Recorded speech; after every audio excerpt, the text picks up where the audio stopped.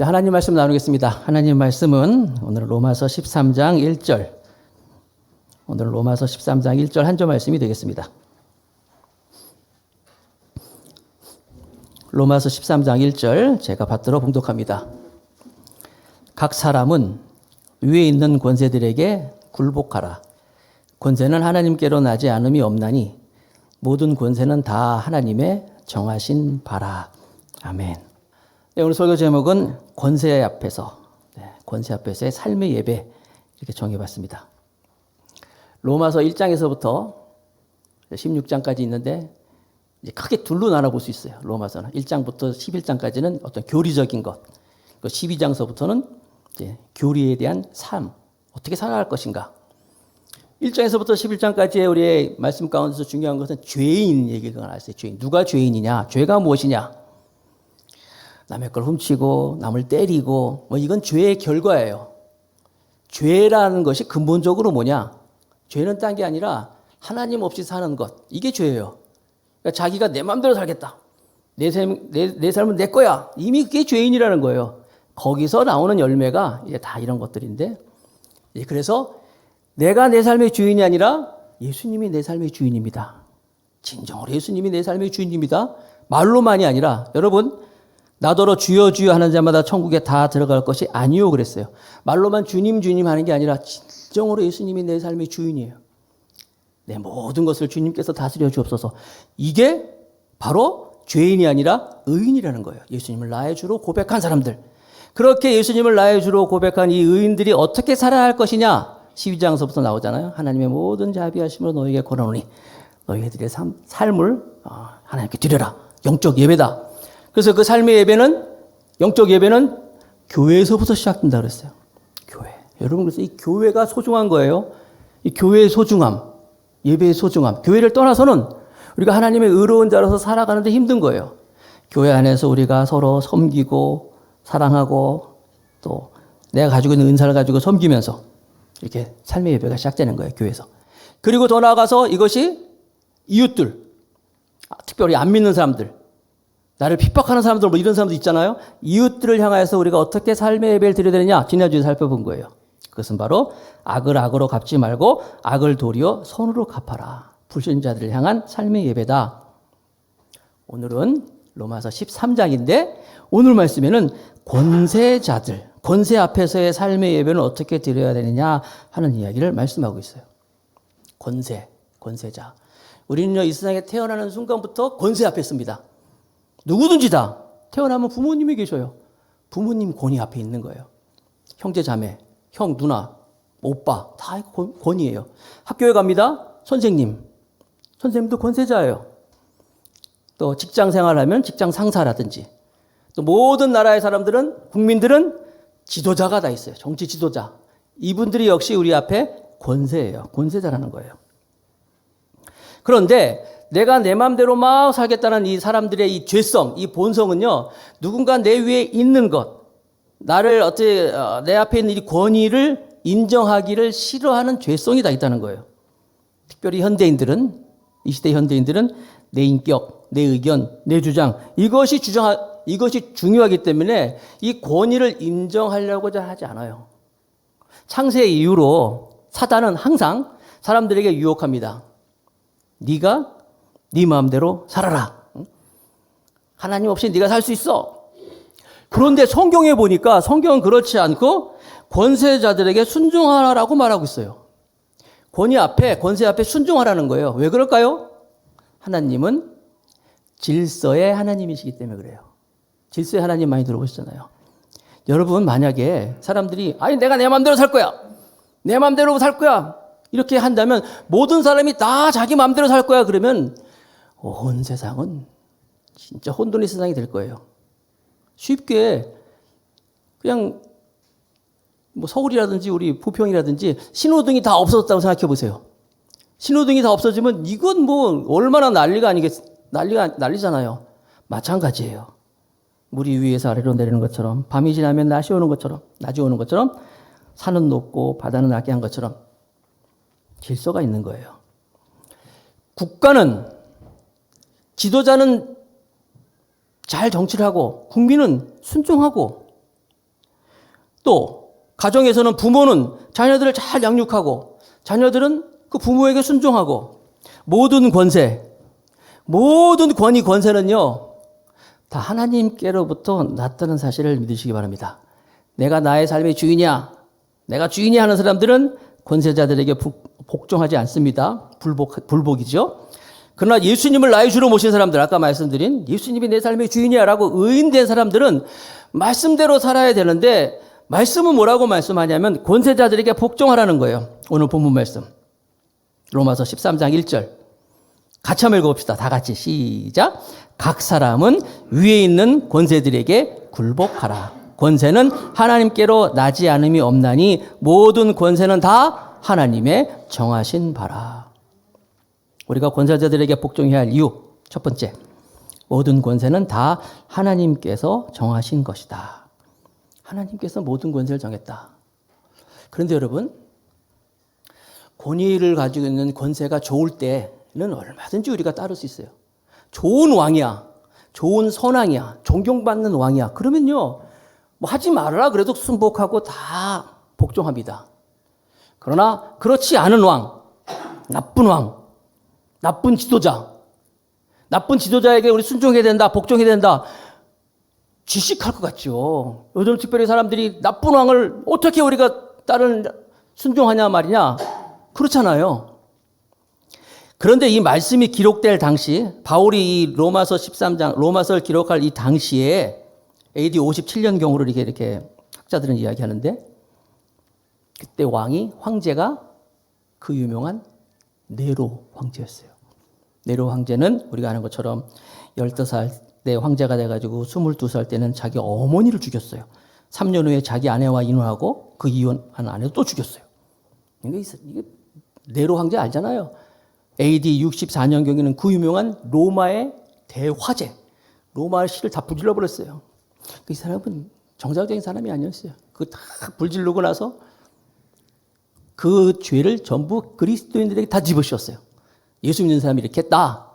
그리고 그 사람들을 다 모아다가 사람들 앞에서 죽이고 화형으로 또 맹수의 밥이 되게 하고 뭐 십자가 틀에 죽이고 이런 일이 있었던 시대에 바울이 이 글을 쓰고 있어요. 그러니까 권세는 하나님께 났으니까 모든 권세는 다 하나님 정하신 거기 때문에 권세들에게 굴복하라 이야기는 다른 말로 하자면 네로 황제에게 굴복하라라는 말과 같은 말이에요. 비슷한 말을 베드로도 했습니다. 베드로전서 2장 17절 18절 말씀에 보면 뭇사람을 공경하며 형제를 사랑하며 하나님을 두려워하며 누구를? 왕을 공경하라. 사환들아 범사에 두려워함으로 주인들에게 순복하되 선하고 관용하는 자들에게만이 아니라 또한 까다로운 자들에게도 그리하라. 까다로운 사람에게도 이렇게 순복해야 되고 특별히 왕에게 공경하라. 이때 왕이 누구냐? 아그리빠 1세였어요. 아그리빠 1세가 누구냐? 야고보를 목을 쳐서 죽인 사람이에요. 야고보가 누구예요? 이 베드로하고 같이 제자였잖아요. 동료였잖아요. 자기 친구 동료를 죽인 왕이에요. 그런데도 베드로는 왕을 공경하라라고 이렇게 이야기하고 있어요. 이것은 베드로가 그 왕만 본 게 아니에요. 왕 뒤에 있는 하나님을 본 거예요. 모든 권세는 하나님께로 왔다. 바울이 모든 권세자에게 굴복하라 할 때 바울은 네로 황제만 본 게 아니라 네로 황제 뒤에 있는 하나님을 본 거예요. 그래서 모든 권세에 굴복하라라고 말하고 있어요. 성경에 보니까 이렇게 정말 위에 있는 권세에 순복한 사람들이 많이 있어요. 대부분 영적인 거장들이 다 그랬어요. 요셉은 바로 왕과 관계가 아주 좋았잖아요. 그리고 여러분 요셉이 이제 총리가 돼가지고 사실 요셉의 출신이 아시는 것처럼 감옥에서 나왔잖아요. 그리고 노예 출신이고 뭐 애굽인도 아니고 그런데도 바로 왕을 잘 섬겼어요. 바로 왕이 요셉을 좋아했어요. 요셉이 어느 날 아유 왕이시여 내 가족들이 다 오고 싶어 하는데 이주하면 될까요? 그랬더니 왕이 그렇게 하라고 그랬어요. 그래서 야곱과 그 아버지죠. 형제들이 다 데려왔어요. 하여튼 70명이라 했어요. 70명의 사람들 한두 명이 아니야. 그런데 바로 왕은 그 야곱과 그 온 가족을 고센 땅이라고 요즘 말은 말하자면, 서울로 말하자면 강남, 제일 좋은 땅, 고센 땅에다 그들을 정착시켰어요. 왜 그랬을까요? 바로 왕과 요셉과 관계예요. 당시 왕이 뭐 얼마나 뭐 잘했겠습니까? 전제 군주시대 왕들의 모습 알잖아요. 맨날 잔치 벌이고 맨날 막 그러잖아요. 훌륭하다고 볼 수 없어요. 그런데도 요셉은 열심히 바로 왕을 섬기고, 그런 요셉을 보고 바로 왕은 온 가족들을 다 고센 땅에 머물러 하고, 그래서 고센 땅에서 너무너무 잘 돼가지고 막 인구가 막 늘어났잖아요. 느헤미야, 페르시아 바사 왕의 아다사스다 왕을 잘 섬겼어요. 이 아다사스다 왕은 어떤 사람이냐면요, 신하 중에서 얼굴빛이 안 좋으면 쟤 죽여 그랬어요. 그 당시는 이 암살이 많았기 때문에, 야, 쟤 표정이 안 좋네, 수상하대, 죽여! 이런 사람이 아다사스다 왕이었어요. 그 밑에서 느헤미야는 그 왕을 잘 섬겼어요. 그래서 느헤미야도 얼굴빛이 변해가지고 너 왜 그래? 딱 깜짝 놀랐잖아요. 그래가지고 사실은 내가 수심이 찬 이유는 우리나라의 뭐 도성이 무너지고 막 그런 얘기를 한 거예요. 에스더, 아하수에로 왕. 야, 이 아하수에로 왕은요, 왕비가 허락도 없이 왕에게 나오면 죽였어. 아니, 여러분, 남편이 부인이 부르지도 않았는데 허락 없이 나왔다고 죽이면 그런 남편이 어디 있어요, 세상에. 근데 이 아하수에로 왕은 그랬다는 거예요. 여러분들 혹시 여기 우리 여성분들 남편한테 갈 때 허락받고 갑니까? 안 그렇잖아요. 근데 아하수에로 왕은 이런 왕이었어요. 그런데 에스더가 열심히 그를 섬겼잖아요. 다윗, 매일같이 자기를 죽이려고 하는 창 들고 오는 그 사울왕에게 순종했어요. 죽일 수 있는 상황에 있었는데도, 두 번이나 있었는데도 거부했어요. 그리고 그 왕을 존경했어요.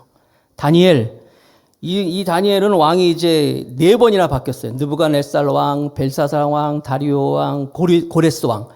여러분, 느부갓네살 왕 우상 숭배한 사람이잖아요. 사드락과 메삭과 아벳느고 얘기 나오잖아요. 벨사살 그 성전의 기물을 전부 갖다가 자기가 막 쓰다가 말이야, 나중에 손이 나와가지고 메네메네덱의 우바르신 그 왕이고, 다리오 왕 자기를 안 섬기는 사자 우리에 집어넣는 뭐 이런 사람들이었어요. 그런데도 다니엘은 이방 왕들이었지만 다 열심히 잘 섬겼잖아요. 그래가지고 왕들이 바뀌면서도 계속 다니엘은 이렇게 쓰임 받잖아요. 보세요. 다 하나같이 이 왕들이 인품이 좋거나 정치가 뭐 뛰어나게 아니에요. 열심히 위에 있는 권세에 순종하고 하였을 때 하나님께서 그들을 이렇게 하나님의 은혜를 더하실 거예요. 청년들 요즘 직장생활 하면서 윗사람한테 잘 순종해야 돼 그러면 별로 듣기 쉽지 않아요. 아이, 목사님이 우리 상사를 몰라서 그렇지. 얼마나 악랄한데요. 얼마나 치사한데. 얼마나 비겁한데. 그럴 거예요. 때로는 난폭할 수도 있고. 그러나 여러분, 아까도 말씀드린 것처럼 이 권세자 앞에서의 우리의 삶의 예배는, 예수님을 나의 주인으로 고백한, 예수님이 나의 주인인 사람들의 삶의 예배는 권세 앞에서 순복하는 거예요. 순종하는 거예요. 제 얘기가 아니잖아요. 하나님 말씀이잖아요. 모든 권세는 다 위로부터 온 것이다. 예수님이 내 삶의 주인이면 예수님처럼 살아야 돼요. 예수님도 그랬잖아요. 십자가에 못 박히실 때 얼마나 부당했어요. 헤롯 왕, 빌라도, 많은 사람들이 자기에게 얼마나 부당하게 했지만 반항하지 않았어요. 마가복음 15장 5절 말씀. 빌라도 앞에서 예수께서 다시 아무 말씀도 대답지 아니하시니 빌라도가 기이 여기더라. 순복했잖아요. 사도 바울도 아까 말씀드린 것처럼 네로 황제와 모든 이 권세 앞에서 순복했어요. 결국 그는 그 황제 앞에서, 황제에 의해서 순교를 당하는 거예요. 지금 바울이 로마서를 쓰면서 로마에 있는 교인들에게 위에 있는 권세에 순복하라 하면은 그 이야기를 듣고 있는 로마에 있는 교회 사람들은 전부 싫어해요. 아이, 무슨 소리야. 지금 로마가 우리를 얼마나 핍박하는데, 권세자들이 우리에게 얼마나 어려운 사람들이라고 하는 걸 알면서도 바울은 편지를 쓰고 있어요. 위에 있는 권세에 순복해라. 왜? 이것이 바로 하나님의 뜻이기 때문에 그런 거예요. 하나님의 뜻이기 때문에. 바울은 디모데에게 또 권세자들에 대해서도 이렇게 또 편지를 썼죠. 디모데 전서 2장 1절과 2절 말씀해 보니까, 그러므로 내가 첫째로 권하노니 모든 사람을 위하여 간구와 기도와 도고와 감사를 하되. 좋죠? 간구, 기도, 도고, 감사하다. 그런데 보니까 임금들과 높은 지위에 있는 사람들을 위하여 하라. 뭐 이렇게 주변에 뭐 성도들을 위하여서, 아니면 이게 아니라 기도, 도고, 감사, 간구를 누구 위해서 하냐면 임금들, 높은 지위에 있는 사람들 위해서 하라고 말씀하고 있는 거예요. 이렇게 모든 권세는 하나님께로 왔기 때문에 모든 권세자에 위해서 기도하고 간구하고 또 도구하고 감사하라고 말씀하고 있는 거예요. 조금 여러분들 듣기에 좀 힘들지도 몰라요. 그러나 여러분 분명히 모든 권세 다 하나님께로 나왔다. 두 번째 이유. 그렇게 하면 권세자들에 대한 이 순종과 우리가 불복이 나올 거잖아. 이것은 축복과 심판이 따르기 때문이에요. 우리가 정말 순종하면 제목처럼 축복이 따르고 불순종하면 심판이 따르는 거예요. 로마서 13장 2절 오늘 말씀 2절에 보니까 그러므로 권세를 거스리는 자는 하나님의 명을 거스림이니 거스리는 자들은 심판을 자취하리라. 저는요 이 설교를 준비하면서 사실 이런 설교 여러분 내가 좀 일찍 들었으면 또 일찍 알았으면 그렇구나. 그리고 우리가 정말 말씀 앞에서 정말 말씀을 그대로 하나님의 말씀을 믿고 따르면 이 말씀에 담겨져 있는 축복이 우리가 다 누릴 수 있는 건데 이 권세자를 거스리는 것은 그 사람을 거스르는 것이 아니라 여기 보세요. 하나님의 명을 거스름이라고 했어요. 뿐만 아니라 더 나아가서 심판을 자취하리라 말하고 있어요. 심판을 자취하리라. 예수님을 나의 삶으로 주인을 모신 사람은 정말로 아까 죄인이 누구라고 했어요. 내 마음대로 내가 살겠다는 사람이 죄인인데 정말 예수님이 내 삶의 주인인 사람은 말씀대로 살아가는 사람이에요. 이 말씀대로 살아가는 사람은 권세 앞에서 내가 그 사람을 거스리는 것이 아니라 내가 하나님의 말씀이다 생각하면서 순종하면 알지 못하는 하나님의 놀라운 축복이 그 뒤에 숨겨져 있다는 사실을 믿는 여러분 되시기 바랍니다. 아까도 말씀드렸지만 로마에 있는 사람들은요 억울해요. 억울하게 지금 체포당하고 억울하게 죽고 억울하게 지금 재산이 다 빼앗기고 막 이러는 거예요.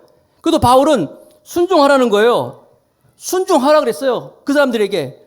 그래서 그들은 죽으면서도 사자의 밥이 되면서도 순종을 했어요. 그랬더니 어떻게 됐습니까? 이 로마라는 나라가 시간이 지나고 나서 AD 13년에는 그 유명한 로마가 국교가 됐어요. 처음에는 공인을 했죠. 인정하고 나서 국교까지 돼버렸어요. 그 그리스도인들 앞에서 이 로마라는 대제국이 무릎을 꿇은 거예요. 기독교가 국교가 돼버렸어요. 순종할 때. 반면에 유대 땅에서는요. 예수님이 돌아가시고 나서 물론 이제 그 로마의 그 치하에 있을 때 AD 70년경에 아주 조직적으로 로마에 반항하는 그 반항 세력이 나타났어요. 마사다 아시죠? 마사다 사건 이런 것처럼 로마에 대해서 막 반항을 한 거예요. 조직적으로 막 테러를 하고 그랬어요. 그랬을 때 AD 70년경에 로마의 티토스 장군에 의해 가지고 예루살렘 그 도성이 돌 위에 돌 하나 남김없이 전부 멸망당했어요. 그리고 모든 유대인들은 유대인 중에서 110만 명이 학살을 당하고 모든 유대인들은 그 팔레스타인 이 지역에서 한 명도 남지 말고 다 추방을 당해버렸어요. 그러니까 로마 제국에 순복했던 그리스도인들은 로마가 무릎 꿇고 로마를 국교화시켰는데 유대 땅에서 로마에게 대항했던 유대인들은 비참한 결과를 맞이했다는 거예요. 물론 여러분 제가 이렇게 얘기한다 그래서 예외는 있어요. 아주 그냥 특별한 나쁜 왕들이 있잖아요. 이상한 사람들 앞에서 그 사람들 앞에서 무조건 우리가 순복하라 이 얘기는 아니에요. 예를 들어서 지도자가 막 도둑질을 하고 말이에요. 나쁜 짓을 하고 또 우상숭배를 막 강요하고 그러면 따르면 안 되죠. 우리 일제시대 때 교회들이 신사참배 우상숭배 하라는데 전부 이거 국가의식이 있나면 따랐잖아요. 그러면 안 되잖아요. 그건 특별한 예외고 또 베드로와 요한이 사도행전에 나와 있는 것처럼 복음을 막 전했더니 지도자들이 붙잡아 놓고 절대로 너희 전도하면 안 돼. 복음을 전하면 안 돼 하면서 금하게 하였을 때 사도행전 4장 19절에 보니까 베드로와 요한이 대답하여 가로되 하나님 앞에서 너희 말 듣는 것이 하나님 말씀 듣는 것보다 옳은가 판단하라. 특별한 경우가 있어요.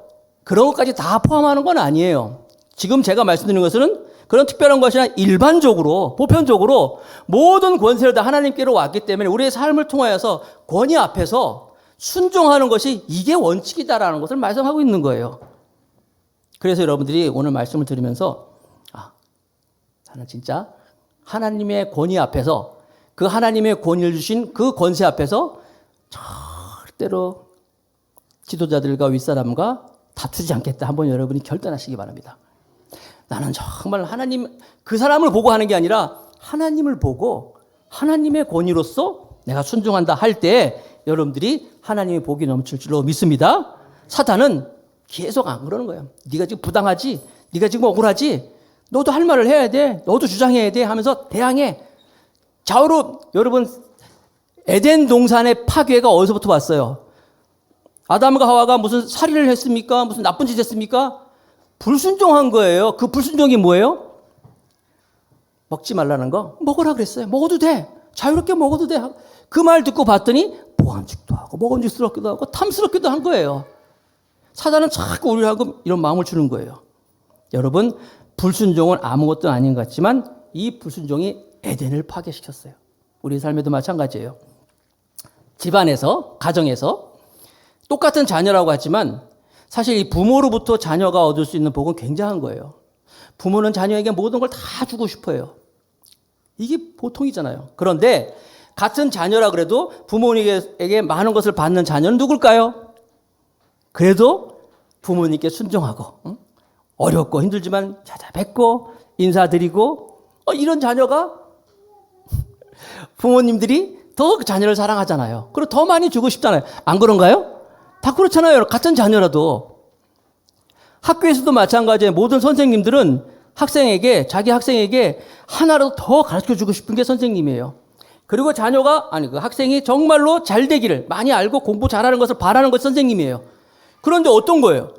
자기 말 잘 듣고 선생님 잘 따르고 순종하고 가면은 더 가르쳐주고 싶고 더 그 아이에게 주고 싶은 게 이게 선생님의 마음 아니겠어요? 그렇잖아요, 여러분. 그러니까 부모님은 누구예요? 하나님께서 우리에게 축복의 통로를 주신 거예요. 선생님은 누구예요? 하나님 우리에게 축복의 통로를 주신 거예요. 나는 그런 선생님 한 명도 못 만났어요. 여러분들이 그만큼 순종 안 했기 때문에 그래요. 직장에서도 마찬가지입니다. 상관이 마음에 안 들어요. 나에게 부당하게. 그래도 열심히 최선을 다하고 충성하고 하면은 그 상관은 여러분, 이 세상에 있는 모든 상관들은요, 여러분 밑에 있는 사람은 모르는 것 같지만 위에 있는 모든 상관은 밑에 있는 사람들이 어떤 마음을 하는지 다 알아요. 말 안 해서 그렇지. 뒤에서 욕하는지 안 하는지 다 압니다, 여러분. 왜냐면 우리는 영적인 존재잖아요. 저 사람이 진짜 나를 존경하고 나를 따른다 그러잖아요. 그럼 나중에 그 사람이 어디 갈 때 정말 좋은 평가를 씁니다. 인정해 준다는 거예요. 여러분, 성경에도 말씀하고 있잖아요, 다. 그래서 우리는 항상 위에 사람에게 순복하고 윗사람을 잘 섬기고 존경하면은 그 사람을 통한 하나님의 복이 나에게 다 온다는 거예요. 나에게 다 이루어진다는 거예요. 다윗이 사울에게 순종할 때 사울은 다윗을 막 죽이려고 그랬어요. 어쩌면 이것이 하나님께서 다윗을 향한 테스트였을 거예요. 그때 다윗이 부당하다 그래가지고 쿠데타를 일으킨다든지 아니면 어떻게 암살한다든지 또 죽일 수 있는 기회가 있었잖아요.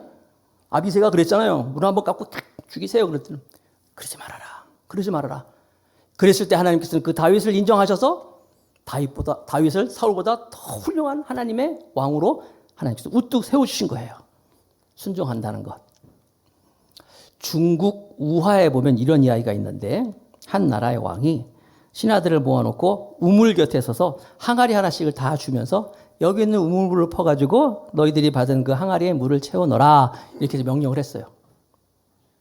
그런데 그 항아리가 밑빠진 독이야. 깨진 항아리라는 거예요. 신하들이 아무리 우물을 풀어 넣어도 이게 채워지지가 않는 거예요. 하다가 신하들이 하나 둘 돌아갑니다. 아이고 이거 못하는 거야. 이거 안 돼. 하면서 가는 거예요. 다 떠납니다. 밑빠진 독, 깨진 항아리를 어떻게 채울 수 있어? 가버리는 거예요. 그런데 한 신하가 우직하게 계속 우물물을 퍼가지고 항아리에 붓는 거예요. 붓는 거예요. 물은 데서 나가죠. 그렇게 푸는 거예요. 웬일입니까? 푸다 보니까 우물이 점점 마르는 거예요. 우물이 점점 마르고 보니까 밑에 황금덩어리가 있다는 거예요. 황금덩어리. 놀래가지고 이 신하가 왕에게 찾아가가지고 왕이시여 여차 해가지고 이게 했더니 왕이 그러더라는 거예요. 순종하는 신하에게 주는 나의 상이다. 중국 우화입니다. 우화. 우화는 교훈이 있는 이야기라는 거예요. 여러분 다 그런 거예요. 우리가 순복하면 하나님의 복을 주신다. 이사야 1장 19절에서 20절 말씀. 같이 읽읍시다. 시작. 너희가 즐겨 순종하면 땅의 아름다운 소산을 먹을 것이요.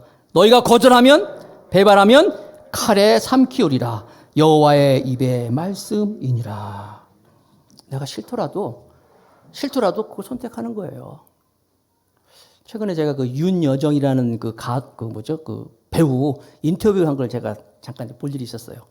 윤여정 아시죠, 여러분? 네, 배우 유명한. 최근에 그 미나리라는 그 영화를 통해 가지고 할머니 역할로 해서 많은 사람들에게 또 어필을 하고 있는데 다양한 그 역할을 하는 거예요. 엄마 역할도 하고 할머니 역할도 하고 또 뭐 별의별 역할 다 해요. 뭐 아줌마 역할 또 뭐 하여튼 굉장히 그 다양한데 그분이 나와서 그러더라고요. 배우가 어떤 한 연기를 해가지고 사람들한테 평가를 받으면 그 좋은 평가에 의한 비슷한 역할들이 들어온다는 거예요.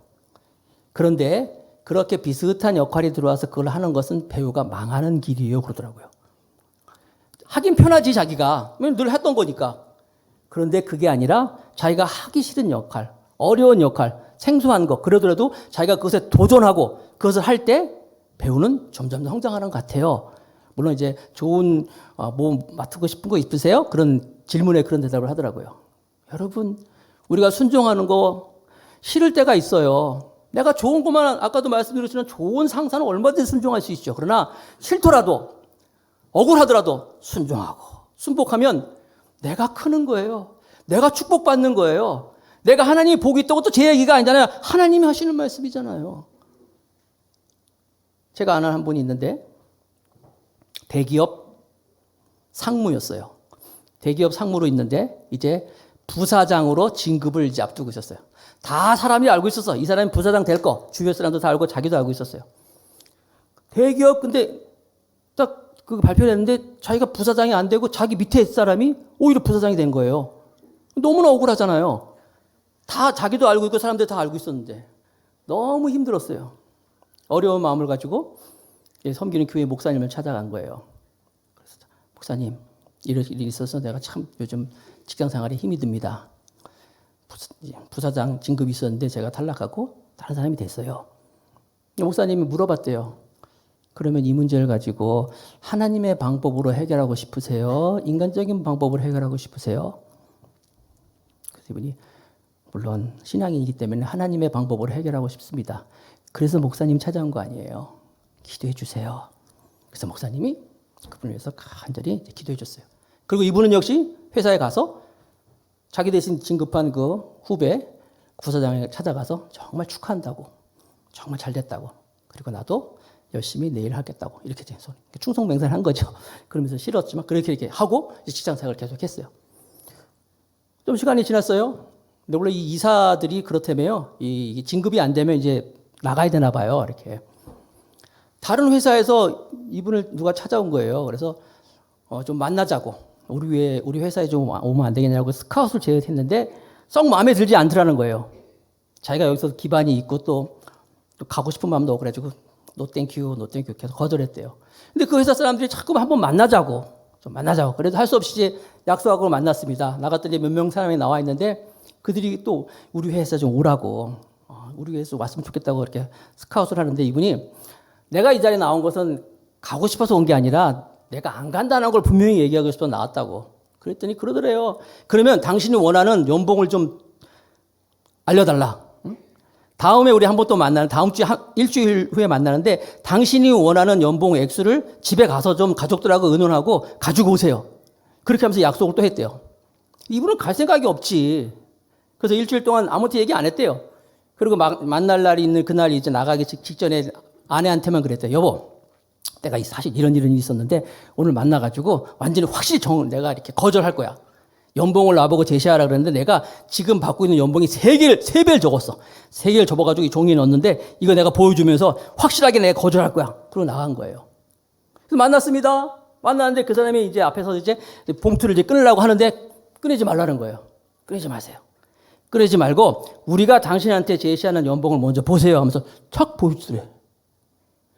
4배더래, 4배. 자기는 3배 적어가지고 거절하려고 그랬는데 4배를 적은 걸 보여주면서 이렇게 줄 테니까 우리 회사에 오라는 거예요. 이분이 깜짝 놀라가지고 자기 3배로 거절하려고 그러는데 그래서 할 수 없이 좀 시간을 달라고 해서 그걸 받아가지고 집에 왔어요. 와서 아내한테 얘기한 거예요. 여보, 내가 아침에 이 3배 얘기인데 4배를 적은 걸 나한테 주네? 어떻게 할까? 그 아내가 또 신앙인이에요. 여보, 그러면 이 문제를 가지고 우리 한번 기도합시다. 하나님께 기도합시다 하고 간절히 두 사람이 기도했대요. 기도를 했더니 마음속에 하나님 응답 주시기를 네가 그렇게 위에 있는 권세에 순복하고 순종했기에 내가 너에게 주는 보상이다라는 그런 확신을 주더라는 거예요. 그래서 결국 이분이 그 스카웃을 제안을 받아들이고 비록 이제 집은 이사했어요. 살던 집에서 다른 곳에 옮겼지만 그래도 그곳에서 직장 생활하고 결국은 그 회사의 CEO, 최고 경영자까지 했다는 거예요. 사랑하는 성도 여러분, 우리가 살면요, 우리 앞에 권세들이 많이 있어요. 아까도 말씀드렸잖아요. 많은 권세, 권위가 있는 거예요. 권위는 나쁜 게 아니에요. 마치 비가 막 올 때 우산과 같은 거예요. 우리가 우산이 귀찮다고, 싫다고 우산을 버려버리고 우산을 찢으면 안 되잖아요. 순종하고 순복하면 누가 보고 있다고요? 하나님이 보고 계시는 거예요. 하나님이 다 보고 있어요. 그리고 하나님께서 하나님의 은혜로 하나님의 복으로 우리를 인도해 주실 줄 믿습니다. 마지막으로 말씀 한 절 읽고 마칠게요. 야고보서 1장 22절 같이 한번 읽어봅시다. 야고보서 1장 22절 너희는 도를 행하는 자가 되고 듣기만 하여 자신을 속이는 자가 되지 말라. 말씀을 듣고 행하는 자가 되라는 거예요. 로마서 그 말씀 아닙니까? 로마서 1장에서 11장까지 말씀은 도를 들었으면 12장서부터는 삶의 예배를 드리는 거예요. 교회에서 이웃을 해야해서 또 권세자들에 대해서 우리가 어떻게 삶의 예배를 드려야 할 것인가 행함으로 말미암아 그 말씀에 담겨져 있는 풍성함을 다 누릴 수 있는 복된 그리스도인들이 되시기를 주님의 이름으로 축복하겠습니다.